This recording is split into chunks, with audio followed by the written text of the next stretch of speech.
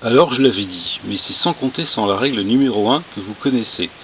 Un aparté, si jamais quelqu'un tombe sur cette série de vidéos, ces vidéos ne sont destinées à personne d'autre qu'à sa destinataire. Donc en fait, vous n'avez rien à faire ici, et bah allez-vous-en. Voilà. Eh ben, vous avez compris, je l'ai refait, parce que l'idée que ce soit pas fait, en fait, c'est insupportable. C'est pas de la conscience professionnelle, je pense que ça se situe davantage au niveau de la névrose. Donc, en haut, là, je viens de le refaire. Là, je viens de retirer l'étain. Et puis là, c'est la coulée d'étain. Alors, je vais vous montrer en direct live, magazine première mondiale. Je vais aussi vous montrer comment on se brûle en allumant un chalumeau d'une main. Volé.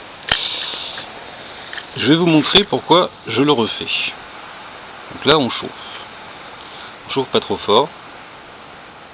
Vous allez voir l'étain qui commence à prendre un aspect un peu pâteux. Il change de teinte, il devient beaucoup plus brillant.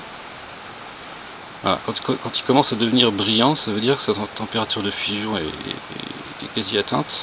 Alors l'idée, c'est pas que ça rebrûle par derrière, c'est de le faire couler. Et là, en fait, vous allez voir des zones noires apparaître. Vous voyez là, on voit. Juste là. Une espèce de petite crevasse.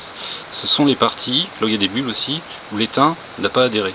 Alors ce qui se passe, c'est que l'étain, comme il a quand même une force voilà, il tient, il crée des ponts au-dessus des zones sur lesquelles il n'adhère pas, ce qui fait que ça tient un peu quand même. Mais c'est pas satisfaisant. Voilà.